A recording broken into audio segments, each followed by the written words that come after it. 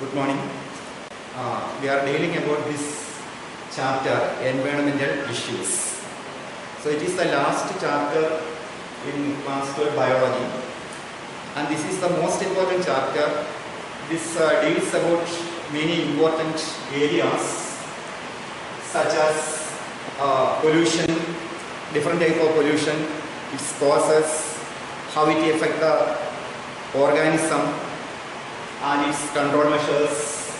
Then other areas like greenhouse effect, global warming, then this deforestation and the involvement of different organizations in protecting the environment.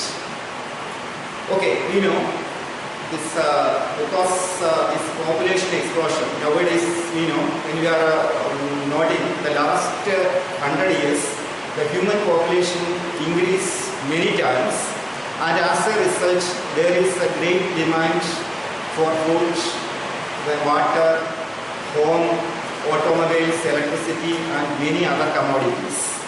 And because of that, we know there is a great pressure on environment. As a result, these natural resources are getting depleted and it is degrading, and also it causes various type of pollution.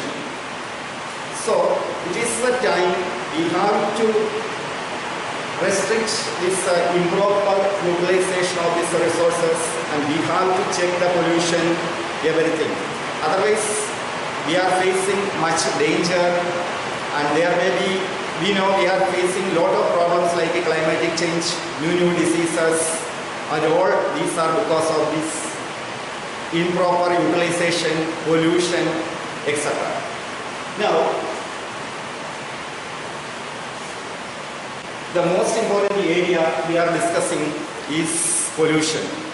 So we know there is a normal life that is essential for all survival of all living organisms, animals, human beings and plants.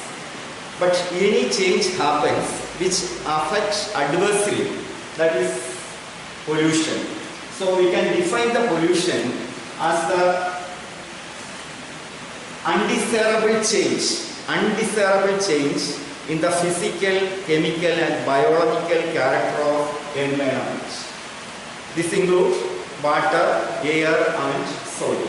So the undesirable change in the physical, chemical or biological character of air, land and water, it is called pollution.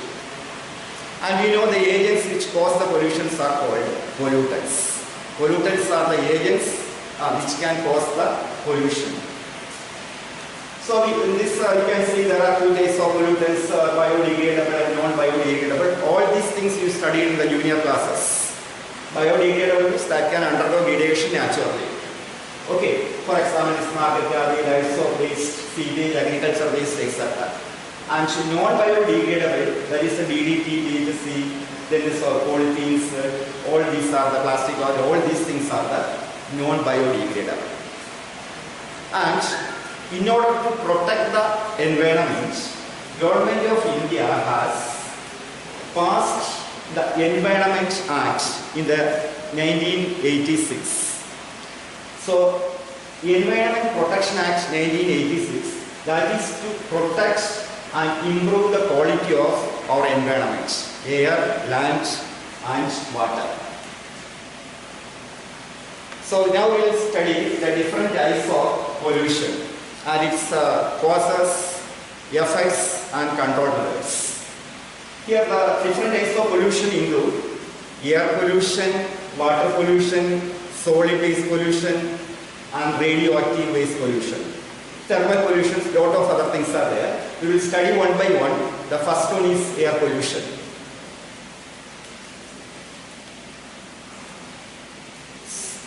Air pollution can be defined as the undesirable change in the physical, chemical and biological aspect of air. That is air pollution. Undesirable change in the physical, chemical and biological aspect of air. We know air that consists of oxygen and other components, and oxygen is essential for breathing, for respiration in all living organisms. So we have to keep the air pure. But nowadays we know the air is highly polluted because of different types of pollutants. We can classify the pollutants into two categories. That's the natural pollutants and anthropogenic pollutants. For example, natural pollutants include the dust and gases that released during the volcanic eruption and pollen grains, etc. These are the examples of natural pollutants. Anthropogenic means the pollutants that we generate from the industries, then the other factories and all. That is the anthropogenic or man-made pollutants. Then, these pollutants we know how it affects. Mostly the air pollutants that affect the respiratory system. These pollutants damage our lungs, that cause the inflammation of the lungs, breathing problem, and even premature death. So these are the result of air pollutants. When we are inhaling the pollutants through the air, these are going to happen. This also affect the plant and reduce the plant productivity. Now, these pollutants, they are gaseous air pollutants and particulate air pollutants. These gaseous air pollutants like carbon monoxide, carbon dioxide, sulfur dioxide, and particulate air pollutants include dust, mist, aerosols, etc. Now, the sources when we are observing, there may be the fixed source. These pollutants, gaseous pollutants or the particulate air pollutants, they may be from the fixed source. For example, the factory. That is a particular region, from there these pollutants are released. And mobile source also there. For example, these vehicles. From vehicles, that is mobile. So that is the exhaust released from vehicles. That's an example of mobile source of air pollutants. The types mainly industrials and automobile exhaust. So these are the two sources which cause the air pollution mainly. See, the industrial source, we know the smokestacks of thermal power plants, mineral smelters, and industries which release the pollutants, particulate pollutants and gaseous air pollutants, along with the harmless gases like nitrogen and oxygen gases. Normally, this along with these harmless gases, this toxic gas also released, that is released to atmosphere, and it acts as the pollutants and which cause the air pollution. And we know, according to CBSE, Central Pollution Control Board, the particulate size less than 2.5 micrometers, that is highly lethal to the living organism, because it can inhale deep into the lungs and it can cause inflammation and breathing problem. It damages the lungs and cause the premature death. Now we will discuss about how we can control the release of this particulate and gaseous pollutants from the factories. So one such method is electrostatic precipitator. Electrostatic precipitator. By this device, about 99% of the particulate matter can be checked. Now, in this device, the electrodes, there is a negative and positive charge, a wire that is maintained at high voltage, which produce a corona, and this corona release electron. So when the dirty air, which consists of the particulate matter, is passed through this corona, the electrons attach with this dust particle and give them a negative charge. And it is attracted by a positively charged electrode. So in this method, we can reduce we can separate the particulate matter. And this device is electrostatic precipitator. Electrostatic precipitator. Here, when we are passing this dirty air, its velocity should be less. That helps the falling of dust particle. And another method that used for cleaning the air is scrubber. So here the dirty air is passed through a spray of water or lime which remove the particles, for example gaseous particles like sulfur dioxide, and only the clean air is released out. Another method of cleaning the gaseous pollutants is by using the scrubber. So when this dirty air is passed through the scrubber, which spray lime or water, this trap the gaseous material and only the clean air is released out. And in this method, we can remove the sulfur dioxide.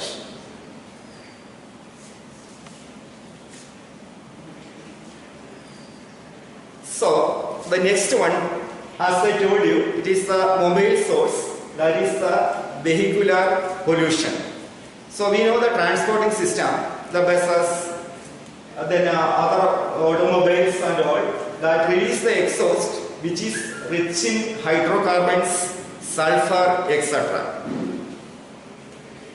So this is released to the atmosphere directly, and it is difficult to check because it is not from a particular point. So there should be certain devices to control this exhaust, and for that the suggestions, number one, it is the proper maintenance of the automobiles. It is must. Second one, use of efficient engine.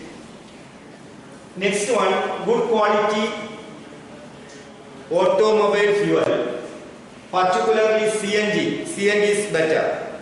CNG, compressed natural gas. Then use of lead-free petrol and diesel. And another one is the use of catalytic converters.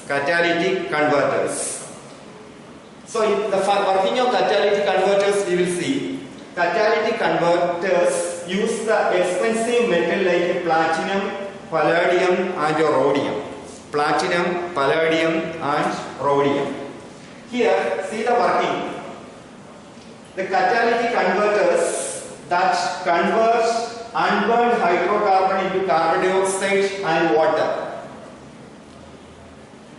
And similarly, carbon monoxide and nitric oxide, that is converted as carbon dioxide and nitrogen gas. So these things are comparatively not toxic as compared with the carbon monoxide, nitric oxide and unburned hydrocarbons.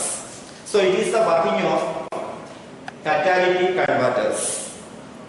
Here only, when catalytic converters are fitted into automobiles, use unleaded petrol, otherwise the lead in the petrol can inactivate the catalytic property. Now we discuss about a case study of Delhi controlling vehicular pollution. So in 1990, Delhi ranked 4th among the 41 most polluted cities of the world. That is because of vehicular pollution, and Delhi alone contains the automobiles more than that of the state of Gujarat and West Bengal.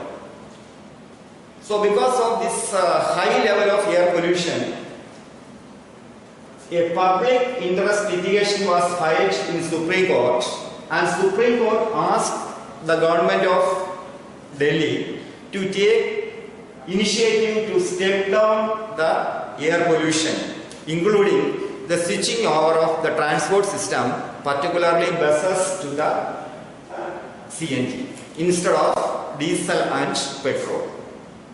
And accordingly, government has taken the various steps in order to reduce the air pollution, and the various steps are here. The first one, use of CNG, compressed natural gas, in the place of diesel and petrol for the buses, and by the end of 2002, the entire transport system, buses, that is using the natural gas, CNG only. And second one, phasing out of old vehicles. Because the old vehicles can cause the pollution. Next one, use of unleaded petrol. Next one, use of low sulfur petrol and diesel. Then use of catalytic converters in vehicle and application of strict pollution level norms. And because of all these things, now the pollution level in Delhi reduced. Now we will discuss CNG and its advantage as compared with diesel and petrol. We know CNG can burn most efficiently and very little is left out unburnt. Next one, it is cheaper than petrol and diesel. And next point, it cannot be siphoned off by the thieves. Next one, it cannot be adulterated like petrol and diesel. So because of that, the CNG is better than the other fuels like petrol and diesel. But the problem is that non-assurance of uninterrupted supply, that is one problem, and also laying down the pipelines to the delivery of CNG at different delivery points. Government also introduced certain fuel policy, certain norms to cut down the vehicular pollution, and according to Euro 2 norms, the sulfur content should reduce to the 350 parts per million in diesel and 150 parts per million in petrol, and also the aromatic hydrocarbon to be reduced to 40% of its concentrated fuel, and the upgradation of engines. This is the first applicable in metro cities, Delhi, and later it is applicable throughout the other parts of the country. So as a result of all these steps, this by 2005, this pollution level in Delhi reduced. Government of India has passed Air Act in 1981 and it was amended in 1987 to include noise as the air pollutant. So the high level of sound, that is noise, and which is affecting the life, that is why it is the undesirable, and then we can call it as noise pollution. And this is measured by the unit decibel and measured by the apparatus phonometer. Okay, so we know we are enjoying music, but this intensity or level is very less. But when the sound is more, as in the case of jets, rockets, even the high sound of these vehicles, so it causes a lot of problems in life, animals, human beings, etc. We will see what are its effects. First one, psychological and physiological disorders. It also increases the heartbeat and breathing rate and alter the breathing pattern. Then cause the headache and sleeplessness. Then it causes the stress in human, and it can gradually lead to the hearing capacity, that lose the hearing capacity. So these are the effects of noise pollution. Now, how can we control the noise pollution? Use the soundproof insulating jacket or filters for machines. Next one, using the carmos or sound absorbent materials by industrial workers and people during the heavy traffic. Then there is a silent zone around 100 meters of hospitals and schools, spreading awareness about the ill effect of noise, setting the permissible level for crackers, bursting sounds, and allowing limited time and sound level for the loudspeaker users. Now we will discuss about the next pollution, water pollution, its causes, control methods, etc. This is also the undesirable change in the physical, chemical and biological character of water. Water, we know, it is the soul of life or mother of life. For all living organisms depends water. Government of India has passed the Water Act, Prevention Control Pollution Act 1974 to safeguard our water resources. So the water, if it is the impure component, if it is even 0.1%, this water is unfit for drinking. So the major causes of water pollution, that is the pollutants, they are the sources from the kitchen, then toilets, household waste, then market, then the municipality, then human and animal excreta, food residues, detergents, then the biodegradable organic matter, inorganic matter, hospital waste. We know various sources are there. So all this can pollute the water. But the main, this inorganic component like nitrates, phosphate and other things, that is more dangerous.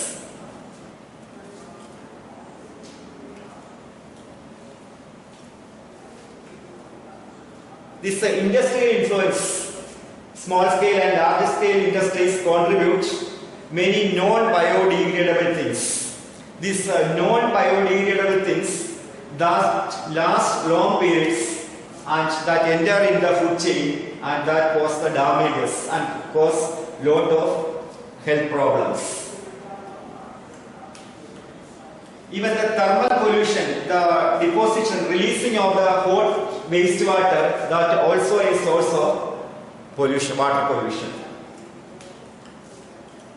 Now you can see this chart: heavy metals, organically bound metals, metalloids, inorganic waste, plastics, detergents. These all cause what called problems in the flora and fauna, particularly in the aquatic life. Now we will discuss about the effects of water pollution. Effects of water pollution.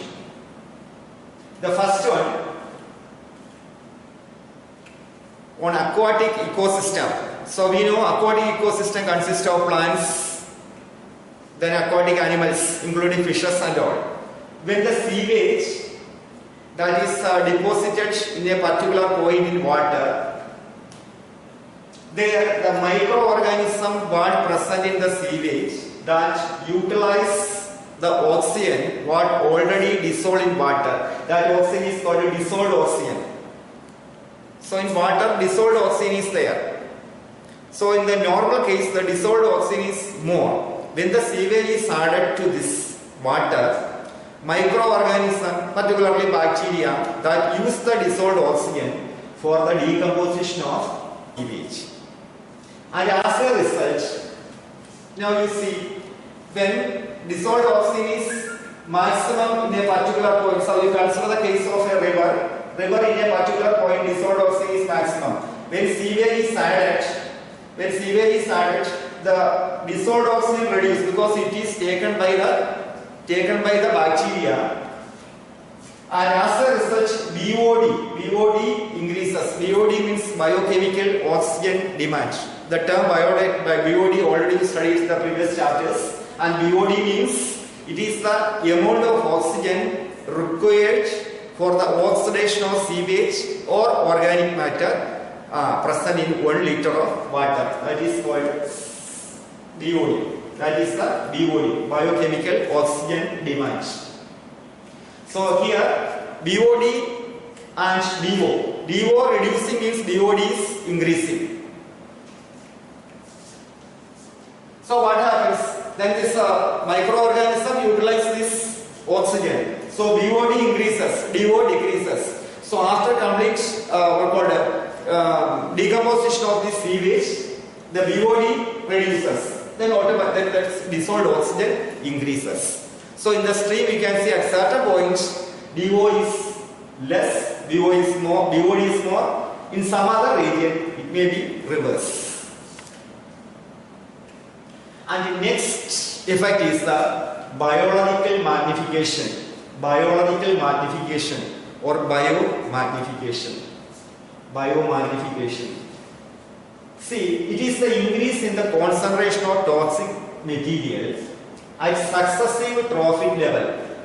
That is called biomagnification. Here, the best example, you know, only certain material shows this property, like DDT, mercury, etc. When we are using this for a particular purpose, it enters to the food chain, and through the food chain it accumulates, and it will be maximum in the trophic levels, highest trophic levels. For example, the top trophic level. We will discuss this case with the help of an example, the DDT. The DDT is an insecticide that is commonly used to spray in a field in order to check the insects. See the initial stage, suppose in water, when we are using this for agriculture purposes, automatically it reaches the water body. Then the water, suppose its level is this one, 0.003 parts per million. And this water is consumed by the phytoplankton, zooplankton. Then it may be 0.04 parts per million. And it is consumed by the fishes. In fishes body it may be 0.5 parts per million. Fishes are taken by the fishes, small fishes, that is taken by the large fish. Again this quantity increases 2 parts per million. And suppose the birds which use the fishes, the DDT enter, and in its body its amount may be 5 parts per million. Here what happens, this DDT or such a chemical like mercury is not metabolized or not excreted.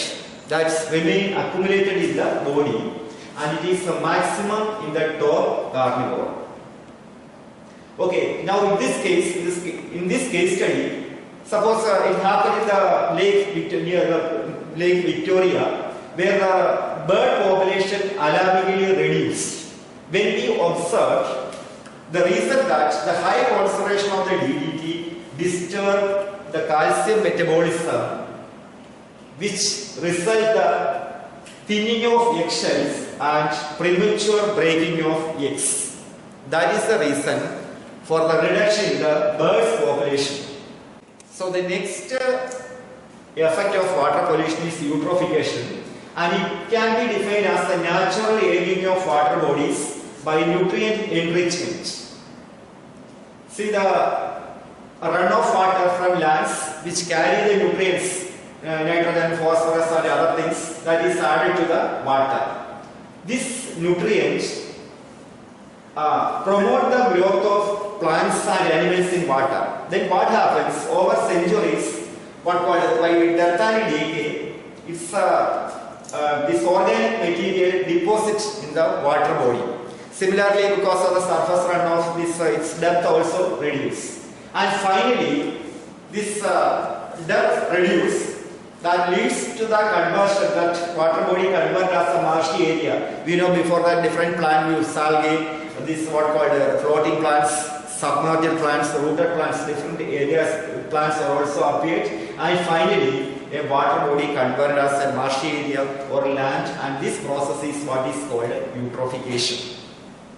And because of the human activity, the natural aging process can be accelerated. For example, we are using these fertilizers for the agriculture purpose, and these fertilizers like what called phosphate, urea and all these things through the rainwater reach the water body, that accelerates the growth of plants.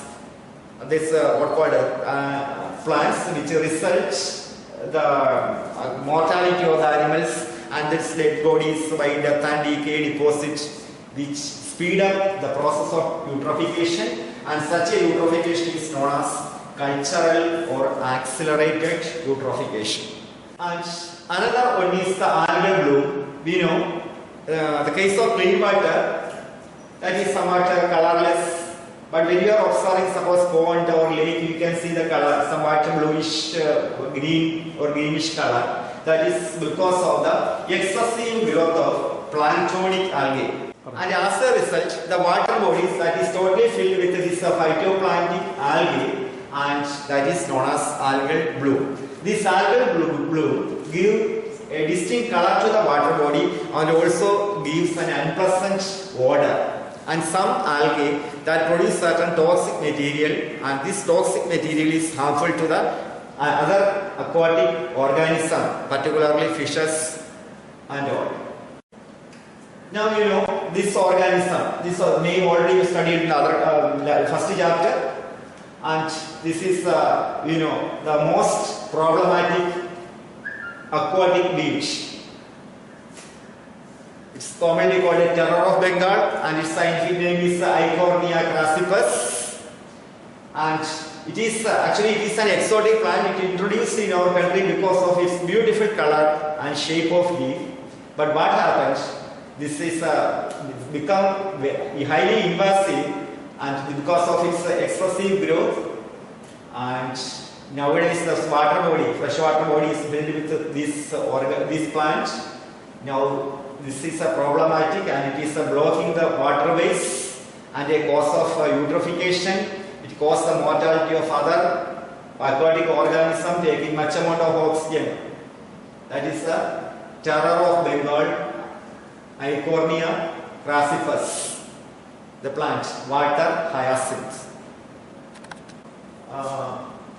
Water pollution that also affect the human health.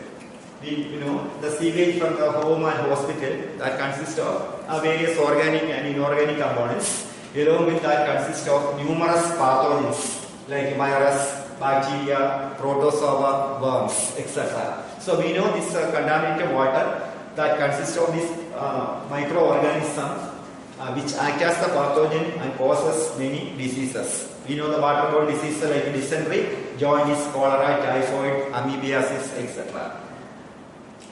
And this wastewater, particularly from the industries that consist of toxic materials, heavy metals, etc.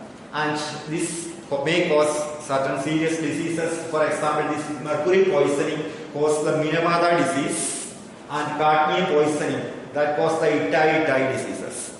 Okay, so I think all of you understood some idea about this. Okay, thank you all of you.